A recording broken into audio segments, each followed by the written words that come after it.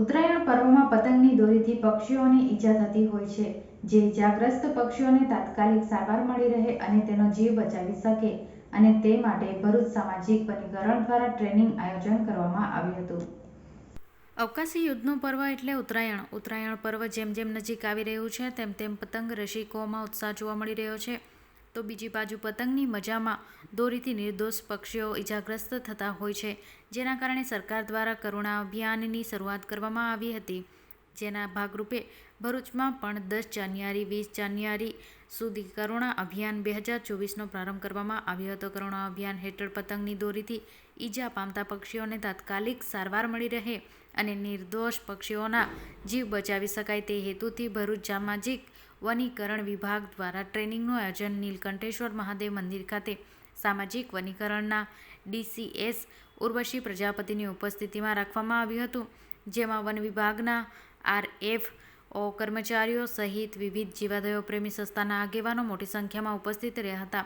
આ પ્રસંગે ભરૂચ સામાજિક વનીકરણના DCF ઉર્વશી પ્રજાપતિએ જણાવ્યું હતું કે ઉત્તરાયણ પર્વ આવે એટલે 10 થી 20 જાન્યુઆરીથી રોજ કરુણા અભિયાનના પ્રારંભ થયો હતો, જે અંતર્ગત પતંગની દોરીથી ઈજા પામતા પક્ષીઓને તાત્કાલિક સારવાર મળી રહે એવા પ્રકારની સારવાર આપવી.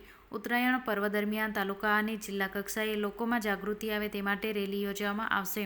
ચાઇનીઝ દોરીનો ઉપયોગ ન કરવો જોઈએ અને તાલીમ યોજાઈ છે, જેમાં વન વિભાગો સ્ટાફ, વિવિધ જીવાદોય સંસ્થાના આગેવાનો સહિત શાળા અને કોલેજોના વિદ્યાર્થીઓ જોડાયા હતા. વન વિભાગ દ્વારા હેલ્પલાઇન નંબર 83 20 02 20 02 જાહેર કરવામાં આવ્યો છે, જે નંબર ઉપર મેસેજ કરવાથી રેસ્ક્યુ સેન્ટર અને કલેક્શન સેન્ટરની માહિતી મળી રહેશે.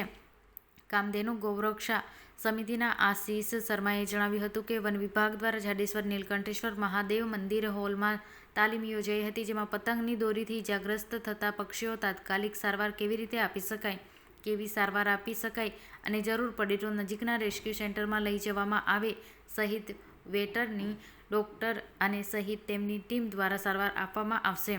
ઉત્તરાયણ પર્વ જેમ જેમ નજીક આવી રહ્યો છે તેમ તેમ પતંગ રસિકોમાં ઉત્સાહ જોવા મળી રહ્યો છે અને અવકાશી યુદ્ધ માટે સજ્જ થઈ રહ્યા છે. પરંતુ પતંગની દોરીથી નિર્દોષ પક્ષીઓ જીવ ગુમાવે તે માટે શહેર અને જિલ્લામાં 20 કલેક્શન સેન્ટર અને 10 રેસ્ક્યુ સેન્ટર ઊભા કરવામાં આવ્યા છે, જ્યાં વન વિભાગ, જીવાદોય પ્રેમીઓ, વેટરનરી ડોક્ટર સહિતનો સ્ટાફ હાજર રહેશે. નમસ્કાર, હું ઉર્વશી પ્રજાપતિ, DCF સામાજિક વનીકરણ વિભાગ ભરૂચ. આજ રોજ સામાજિક વનીકરણ વિભાગ ભરૂચ દ્વારા આગામી જે ઉત્તરાયણનો પર્વ છે એના અંતર્ગત કરુણા અભિયાન અંતર્ગત અમે એક આજે તાલીમનું આયોજન કર્યું છે અને આ તાલીમની અંદર અમારી સાથે અમારો જે ફોરેસ્ટ વિભાગનો સ્ટાફ, NGO, બીજા વોલ્યુન્ટર્સ, સ્કૂલ અને કોલેજના બાળકો અમારા સાથે જોડાયા છે.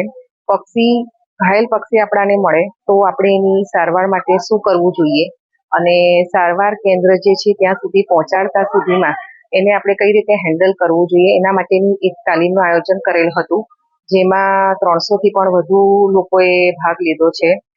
વન વિભાગનું જે આ કરુણા અભિયાન છે એ 10 જાન્યુઆરીથી 20 જાન્યુઆરી સુધી કરવામાં આવે છે. આ અંતર્ગત જિલ્લા કક્ષાએ અને તાલુકા કક્ષાએ અમે જાગૃતિ માટે રેલીનું આયોજન કરેલ છે કે આપણે જ્યારે પતંગ ઉત્સવ કરીએ છીએ તો પક્ષીઓને હાનિ ન પહોંચે એ રીતે પતંગનો આપણે ઉત્સવ ઉજવવો જોઈએ અને કરુણા અભિયાન અંતર્ગત ચાઇનીઝ દોરીનો ઉપયોગ ન કરીએ.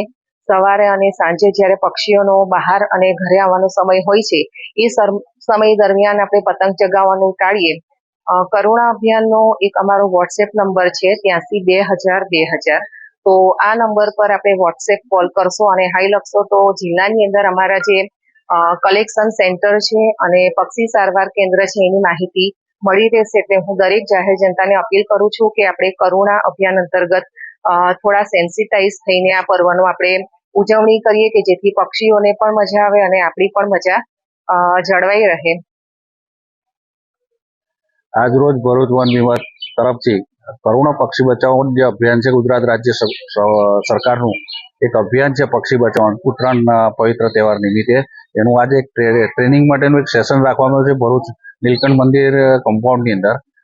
ભરૂચ જિલ્લાની અંદર પતંગ રસિકો દ્વારા જે પતંગ ઉડાવવામાં આવે છે તે સમય દરમિયાન અબોલ પશુ પક્ષીઓને જે ઈજા થાય છે એના માટે વિવિધ જગ્યાએ સારવાર કેન્દ્રો ખોલ્યા છે. વેટરનરી ડોક્ટરોની ટીમ તૈનાત કરવામાં આવી છે. આ ઈજાગ્રસ્ત પક્ષીઓ જે છે એને કેવી રીતની સારવાર આપવાની અને કયા પ્રકારની સારવાર જરૂરી છે આપવાની એ બાબતનું અત્યારે ટ્રેનિંગ સેશનનું એક આયોજન કરવામાં આવ્યું છે ભરૂચ વન વિભાગના ડીઓફઓ તરફથી. તો તેની અંદર ઘણી બધી વિવિધ સંસ્થાઓ સક્રિય કાર્યકર્તાઓ તરીકે હાજર રહી છે. એમાં કામધેનુ ગૌરક્ષા સમિતિ તરફથી હું આશિષ શર્મા આ ટ્રેનિંગની અંદર ભાગ લઈ રહ્યો છું.